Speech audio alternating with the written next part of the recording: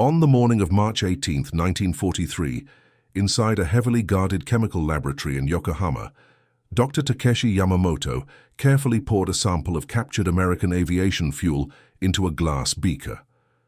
The liquid gleamed with an almost unnatural clarity under the fluorescent lights. His team of 6 chemists gathered around the analysis equipment, their expressions mixing scientific curiosity with patriotic duty. They believed they were about to unlock the secrets of enemy fuel production, perhaps even replicate it for their own war effort. They had no idea they were about to discover why Japan had already lost the war in the Pacific. Before we dive into this story, make sure to subscribe to the channel and tell me in the comments where you're watching from. It really helps support the channel. What these chemists would learn over the following weeks would shatter every assumption they held about industrial capability, resource allocation, and the true nature of the conflict they were fighting. The numbers they recorded would reveal not just a technical gap, but an unbridgeable chasm that no amount of courage or tactical brilliance could overcome. Dr. Yamamoto had earned his doctorate in organic chemistry from Tokyo Imperial University in 1936. At 42 years old, he represented the finest scientific mind the Japanese Navy could assign to fuel research. His assistant, Lieutenant Kenji Nakamura, had studied petroleum engineering in California before the conflict began, giving him unique insight into American industrial methods. The rest of the team included specialists in distillation, catalytic conversion, and molecular analysis. Together, they formed what military leadership considered an elite technical unit. The fuel sample had been recovered 3 weeks earlier from a downed American Corsair fighter near Rabaul. The pilot had not survived the encounter, but the aircraft's fuel tanks remained largely intact. Getting that sample back to Japan had required coordination between 4 different military units, submarine transport across enemy-controlled waters, and priority handling through customs. The Navy had made clear this analysis carried the highest possible importance. Yamamoto began with basic tests: specific gravity, color, odor, volatility. Everything went into his laboratory notebook in precise handwriting. The fuel showed remarkable purity. No sediment, no discoloration, no signs of contamination or degradation despite its journey. Japanese aviation fuel often showed quality variations between batches. This American sample appeared manufactured to exacting standards. Then came the octane testing. This measurement determined a fuel's resistance to premature detonation under compression. Higher octane numbers allowed engines to run at higher compression ratios, generating more power from the same displacement. Japanese aviation fuel typically rated between 87 and 92 octane. The Army and Navy had been struggling to produce even these modest grades consistently. Yamamoto prepared the testing apparatus.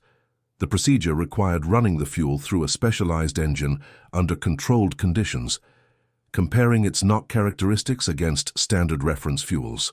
Lieutenant Nakamura monitored the pressure gauges, while another chemist recorded temperature readings. The test engine coughed to life, settling into a steady rhythm. The first results seemed impossible. Yamamoto ran the test again, checking every connection, verifying every calculation. The numbers held steady. This American fuel measured 149.7 octane, nearly 150 octane fuel in a frontline fighter aircraft. Nakamura stared at the figures. He said in a quiet voice that his hands had gone cold despite the warm laboratory. During his time in California, he had toured several refineries. The most advanced American facilities he had seen produced 100-octane fuel, and that was considered cutting-edge technology. 150 octane should not exist outside of experimental laboratories. Yamamoto ordered additional testing. Perhaps this represented a special batch, fuel reserved for test pilots or demonstration aircraft. Over the next week, 3 more samples arrived from different locations in the Pacific Theater. One came from a Hellcat recovered near Truk, another from a Lightning that had gone down near Bougainville, the third from a Dauntless dive bomber, captured largely intact after a forced landing. Every sample tested between 148 and 152 octane. The Americans were not using experimental fuel in special circumstances. They were using it everywhere in every aircraft as standard operational practice.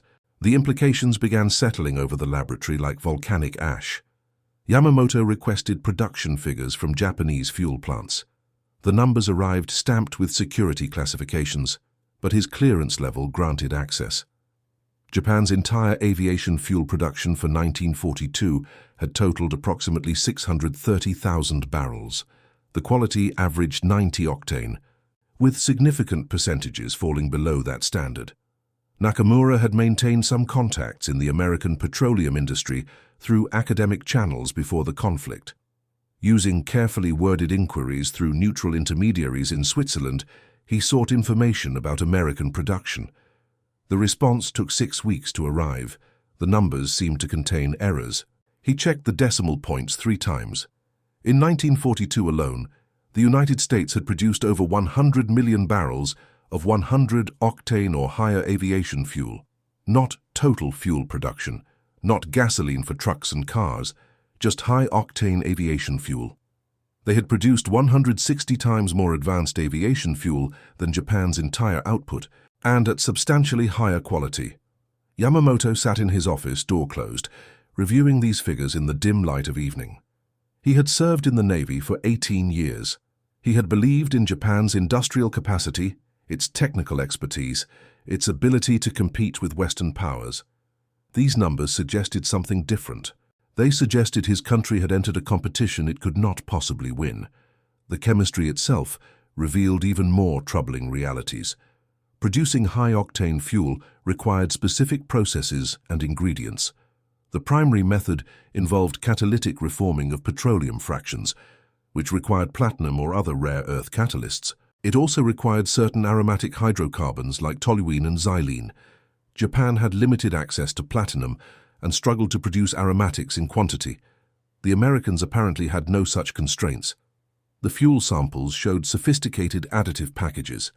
Tetraethyl lead for additional octane boost, applied with precision that indicated automated blending facilities, corrosion inhibitors to protect engine components, antioxidants to prevent degradation during storage. Each additive required separate production chains, separate chemical plants, separate supply networks. Yamamoto's team began calculating backwards from the fuel composition. How large would the production facilities need to be? How much raw petroleum input? How many workers? The numbers grew staggering. To produce 100 million barrels of 150 octane fuel in a single year required approximately 50 major refineries, each with catalytic reforming units, each with distillation towers reaching heights of 15 stories or more. The steel requirements alone exceeded Japan's total annual production. Lieutenant Nakamura found himself unable to sleep. He lay awake in his quarters near the laboratory, thinking about what this meant for the pilots he had met, the crews he had briefed on fuel handling procedures. Every Japanese pilot was flying aircraft with engines choked by inadequate fuel. Their training emphasized fuel conservation, careful mixture control, avoiding high power settings except in emergencies. Meanwhile, American pilots had fuel so powerful they could run their engines at maximum settings indefinitely without concern. The power difference was not theoretical. A Japanese Zero fighter with 87 octane fuel produced approximately 940 horsepower. The same engine, if it could handle 150 octane fuel, would produce over 1,300 horsepower.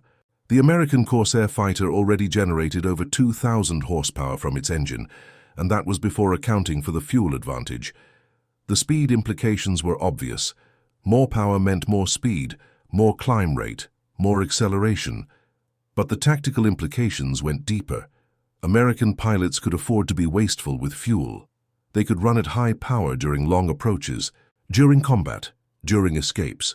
They never needed to nurse their engines along, never needed to accept a disadvantageous position because full power was too expensive in fuel consumption. Yamamoto requested a meeting with Admiral Sato, the senior naval officer overseeing aviation logistics. The meeting took place in a conference room overlooking Tokyo Bay. Yamamoto brought his laboratory notebooks, his calculations, his carefully prepared charts showing the production gap. The admiral listened in silence. He was 61 years old, had commanded destroyers in the previous conflict, had risen through ranks by demonstrating loyalty and tactical skill. He understood ships and strategy. Chemistry and industrial capacity were foreign territories. Yamamoto explained the octane numbers, what they meant for engine performance, why this represented a fundamental disadvantage. The admiral asked whether Japanese chemists could replicate this American fuel. Yamamoto said they could produce small batches in laboratory conditions, perhaps enough for a few aircraft. But industrial-scale production would require facilities Japan did not possess, raw materials Japan could not access, time Japan did not have. The admiral asked about alternatives. Could different fuel additives close the gap? Could engine modifications compensate? Yamamoto had anticipated these questions. He showed calculations demonstrating that minor improvements would not matter. The gap was too large. Even if Japan somehow doubled its fuel quality overnight, the Americans would still maintain enormous advantages. Then, Yamamoto presented the production numbers: 100 million barrels versus 630,000 barrels. The admiral studied the figures without expression. He asked whether Yamamoto was certain. Yamamoto confirmed that independent sources verified the American production levels. He had cross-checked through intelligence reports, academic publications, even captured documents from occupied territories. The admiral dismissed Yamamoto with instructions to continue his work, but share the findings with no one outside authorized channels. Yamamoto understood.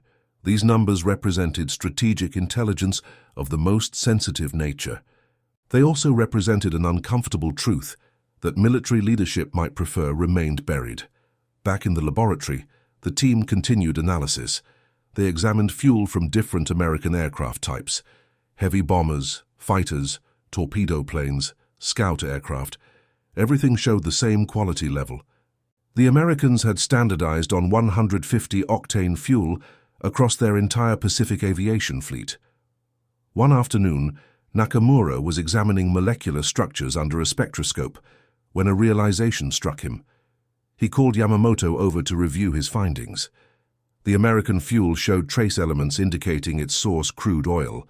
The chemical signature matched petroleum from multiple sources: Texas, California, Oklahoma, even some Venezuelan characteristics. The Americans were blending crude from different regions, optimizing for specific properties. This suggested something even more remarkable than the production numbers. The Americans possessed such surplus refining capacity that they could afford to be selective about inputs. They were not simply refining whatever crude oil was available. They were choosing optimal feedstocks, shipping them potentially thousands of kilometers, blending them in precise ratios. This level of industrial sophistication suggested an economy operating at a scale Japan could barely comprehend. Yamamoto requested information about Japanese crude oil sources. Japan had invaded the Dutch East Indies partially to secure oil fields there. The captured fields produced adequate quantities of crude, but transportation remained problematic. Tankers faced submarine attacks, air raids, navigational hazards. Much of the crude that was successfully extracted never reached Japanese refineries. Of the crude that did arrive, refining capacity could not keep pace. Much of it sat in storage tanks, waiting for processing that might never come. The American system apparently suffered none of these constraints. Their oil fields were secure, their refineries were safe from attack, their transportation networks functioned without disruption. They could produce fuel at optimal quality because nothing in their supply chain was compromised by conflict conditions. Months passed. Yamamoto's laboratory continued receiving fuel samples from the Pacific Theater. The quality never varied. Spring turned to summer, summer to autumn. The strategic situation in the Pacific deteriorated. Island after island fell to American advances. Japanese aircraft losses mounted. Replacement aircraft showed declining quality as manufacturing standards slipped under pressure. In November 1943, Yamamoto received an unusual sample. Intelligence had recovered it from an American fuel depot on Tarawa after Japanese forces briefly overran the position. This was not fuel extracted from a crashed aircraft. This was bulk storage fuel, sitting in standard 55-gallon drums, waiting to be pumped into aircraft. Yamamoto tested it, expecting to find lower quality. Perhaps the 150-octane fuel was reserved for combat situations. While training or transport aircraft, used inferior grades. The test results destroyed that theory. The bulk storage fuel tested at 151 octane. The Americans apparently saw no reason to produce anything less than optimal quality, even for routine operations thousands of kilometers from the front lines. That same month, Nakamura received news that his younger brother, a fighter pilot, had been lost over Rabaul. The official report said his aircraft was last seen engaged with enemy fighters. Nakamura thought about the fuel analysis. His brother had been flying a Zero with 87 octane fuel. The enemy fighters were almost certainly Corsairs running 150 octane. The performance gap would have been insurmountable. He said nothing about this to his colleagues. But Yamamoto noticed the change. Nakamura grew quieter, more focused. His work became even more meticulous. He began calculating specific performance advantages in different combat scenarios. How much faster could an American fighter accelerate? How much better could it climb? How much more quickly could it escape from a disadvantageous position? The numbers were brutal. In every category, the fuel advantage translated to tactical superiority. An American fighter with inferior pilot skills could still survive through pure performance advantages. A Japanese pilot, no matter how skilled, faced fundamental limits imposed by chemistry and industrial capacity. Yamamoto compiled a comprehensive report in December 1943. 200 pages of analysis, calculations, projections. He concluded that Japan's aviation fuel situation represented an unrecoverable strategic disadvantage. Without massive improvements in production capacity and quality, Japanese aviation would continue losing effectiveness relative to American forces. The trend would accelerate as American industry expanded, while Japanese industry contracted under blockade and bombing pressure. The report went to Admiral Sato, who forwarded it to Naval High Command. Yamamoto never received a formal response. He heard through unofficial channels that senior officers had viewed the report as defeatist, damaging to morale. Some questioned whether the American fuel samples might have been planted, deliberately enhanced to create psychological impact. Yamamoto knew better. The samples came from too many sources, too many circumstances. The consistency itself proved authenticity. Faked samples would show more variation. These represented real operational fuel produced in incomprehensible quantities by an industrial system Japan could not match. Work continued through 1944. The laboratory received fewer samples as Japanese forces lost territory, and recovery operations became more difficult. But every sample that did arrive confirmed the pattern. The Americans had not just achieved 150 octane fuel, they had made it their minimum standard and sustained it throughout an expanding war effort. In June 1944, Yamamoto attended a technical conference in Osaka. Engineers from various aviation programs presented their latest developments. One designer proudly announced improvements to a new fighter engine that would increase power by 8% through enhanced compression ratios. The audience applauded politely. Yamamoto sat in the back row, mentally calculating. An 8% power increase represented years of engineering work. Meanwhile, American aircraft enjoyed 40 to 50% power advantages simply from fuel quality. The engineer's achievement, while impressive from a technical standpoint, was strategically meaningless. It was like improving sword-making techniques while the enemy deployed artillery. That evening, over dinner with other conference attendees, conversation turned to the war situation. Most expressed confidence that Japan's superior fighting spirit would eventually prevail. They cited examples of tactical victories, successful defensive operations, instances of courage under fire. Yamamoto said little. He had seen what numbers revealed. Spirit could not overcome thermodynamics. Courage could not change octane ratings. One colonel, slightly drunk on sake, challenged Yamamoto's silence. He asked whether the chemist believed Japan would lose. The table went quiet. The question bordered on dangerous. Expressing defeatist opinions could result in arrest.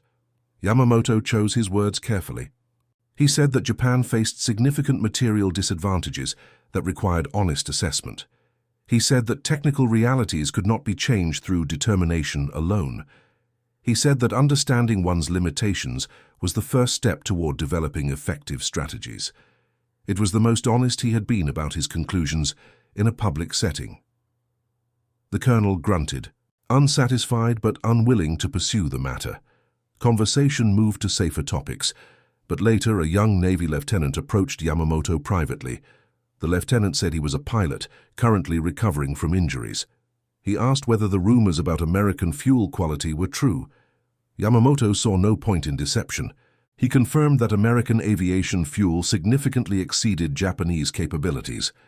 The lieutenant nodded slowly. He said he had suspected as much. In combat, American aircraft could always accelerate away when threatened. They could always climb faster. They could always run at high power longer. He had assumed it was engine design. Learning it was fuel quality somehow made it worse. It meant the advantage was not in the aircraft themselves, but in the industrial foundations supporting them. The lieutenant asked whether Japan had any chance of closing the gap. Yamamoto said that realistically, no. The production facilities required would take years to build, assuming the necessary materials could be obtained. The Americans would not wait while Japan caught up. They were expanding their advantages daily. The lieutenant thanked Yamamoto for his honesty. He said most officers refused to acknowledge such realities. They preferred comforting lies to uncomfortable truths. But pilots needed to know what they faced. Understanding the actual situation, even if grim, was better than fighting blind. 1945 brought increasing hardship to Japan. Bombing raids intensified. Supply networks collapsed. The laboratory in Yokohama survived, but obtaining basic chemicals became difficult. Yamamoto's team struggled to maintain their work with diminishing resources. In March, exactly 2 years after that first fuel sample analysis, Yamamoto reviewed his notebooks. He had documented every sample, every test, every calculation. The story they told was consistent and devastating. America had entered the conflict with an industrial capacity Japan could not comprehend, much less match. The fuel quality gap was merely one visible manifestation of a much larger disparity. He thought about all the pilots who had flown with inadequate fuel, all the maintenance crews who had struggled to keep engines running on substandard gasoline, all the strategic decisions based on false assumptions about relative capabilities. How different might things have been if leadership had understood these realities in 1941 before committing to the conflict? But Yamamoto recognized the futility of such speculation. Japan's leadership had never intended to win through industrial strength. They had gambled on achieving quick victories that would force negotiations before American industrial power could be fully mobilized. That gamble had failed. Everything since had been inevitable consequence. The laboratory received its final American fuel sample in July 1945. By then, testing seemed almost pointless, but Yamamoto followed procedure, 152 octane. After 3 years of war, after tremendous losses, after strategic reverses and territorial contraction, American fuel quality had not just maintained its standards, it had slightly improved. This perhaps represented the most damning evidence of all. Despite fighting across 2 oceans, despite supporting millions of troops on multiple continents, despite producing thousands of aircraft monthly, the American industrial system had excess capacity to continue refining its outputs. They were not straining to maintain production. They were operating comfortably below maximum capacity with room for quality improvements. Yamamoto wrote a final addendum to his report. He noted that Japan had never possessed the industrial foundation necessary to sustain prolonged conflict with the United States. The fuel quality gap represented one measurement of a comprehensive material disadvantage. He recommended that future strategic planning, should Japan survive the current conflict, must begin with realistic assessments of industrial capability rather than assumptions about fighting spirit compensating for material shortages. The report joined the others in a filing cabinet. No one responded to it. By August, larger events overtook everything. The conflict ended under circumstances Yamamoto had not anticipated, though he recognized the underlying realities that had made such an ending inevitable. After the war ended, American occupation forces examined Japanese research facilities. A technical team visited Yamamoto's laboratory. They reviewed his fuel analysis reports with professional interest. One American chemist, a major who had worked in petroleum refining before joining the military, complimented Yamamoto on his thorough analysis and accurate conclusions. The American confirmed the production numbers Yamamoto had calculated. He added details Yamamoto had not known. The United States had actually produced over 130 million barrels of high-octane aviation fuel in 1944 alone, with production still increasing. New refineries had continued coming online throughout the conflict. By mid-1945, American fuel production capacity exceeded military requirements. Surplus fuel was being stored against future needs. The major said that American strategic planning had always emphasized industrial capacity as the foundation of military power. The fuel program represented one component of comprehensive mobilization. Everything from aluminum production to synthetic rubber to electronics manufacturing had followed similar patterns. Identify requirements, scale production massively, optimize quality, eliminate bottlenecks. Yamamoto asked whether American leadership had understood how significant the fuel advantage would be. The major said that honestly, probably not initially. The fuel program had been driven primarily by technical and engineering considerations. People understood that better fuel produced better performance, but the full strategic implications emerged only as the conflict progressed. By mid-1943, analysis of combat reports had confirmed that American aircraft enjoyed consistent performance advantages across all categories. The fuel quality contribution to those advantages had been substantial. In the following years, Yamamoto returned to academic chemistry. He taught at a university, published papers on catalytic processes, mentored graduate students. He rarely spoke about his wartime work. The memories remained uncomfortable, not because of what he had done, but because of what he had learned. He had discovered that his country had fought a conflict it could not win, against an opponent whose industrial strength it had fundamentally misunderstood. The 150-octane fuel had been a symptom, not the disease. The disease was a disparity so vast that no amount of tactical excellence or strategic brilliance could overcome it. Lieutenant Nakamura also survived the conflict. He emigrated to Brazil in 1952, worked in their developing petroleum industry, and never returned to Japan. The trauma of losing his brother, combined with the knowledge that inadequate fuel had contributed to that loss, made remaining in his homeland too painful. The laboratory in Yokohama was demolished in 1949 to make way for commercial development. The reports Yamamoto had written were archived, eventually transferred to Japanese military history collections. Historians occasionally reference them when studying industrial aspects of the Pacific conflict. The story of Japanese chemists analyzing American fuel never became well known. It lacked the drama of battles or the personal interest of individual heroics. It was a story of numbers and chemistry, of industrial capacity and strategic miscalculation. But in many ways, it represented the Pacific conflict's essential truth more accurately than any combat narrative. The Americans had not won primarily through superior tactics or braver soldiers. They had won through overwhelming material advantage, built on an industrial foundation that could produce 150-octane fuel in quantities Japan could barely imagine. Every pilot who flew, every mission that launched, every combat engagement that occurred, played out within parameters determined by chemistry and industrial capacity. When Japanese pilots reported that American fighters seemed impossibly fast, impossibly powerful, they were not imagining things. The performance advantages were real, built into every molecule of fuel flowing through enemy engines. When Japanese strategic planning failed to account for American staying power, it was not poor intelligence. It was an inability to comprehend an industrial system operating at a scale beyond their experience. The 150-octane fuel represented something more profound than technological achievement. It represented a nation that could devote massive resources to optimizing a single component of military effectiveness, could sustain that optimization throughout years of global conflict, and could do so while simultaneously pursuing similar optimization across hundreds of other military and industrial categories.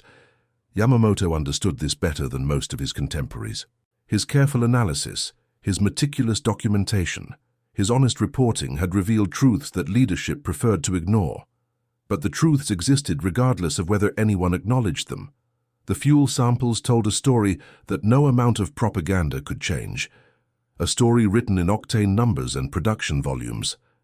In his later years, Yamamoto sometimes reflected on that first morning in March 1943, when he had poured American fuel into a beaker, expecting to find minor quality advantages. What he had discovered instead was evidence of a gulf so wide that bridging it would have required rebuilding Japan's entire industrial infrastructure. He had learned that some competitions are decided before they begin, that some advantages cannot be overcome through determination or sacrifice. It was a hard lesson, learned too late to change anything, but it was a complete lesson, unambiguous in its implications. The American 150 octane fuel had not won the Pacific conflict by itself, but it had been one clear measurement of the industrial might that did win, one quantifiable demonstration of capabilities Japan had never possessed and could never have developed quickly enough to matter. And that concludes our story. If you made it this far, please share your thoughts in the comments. What part of this historical account surprised you most? Don't forget to subscribe for more untold stories from World War II, and check out the video on screen for another incredible tale from history. Until next time.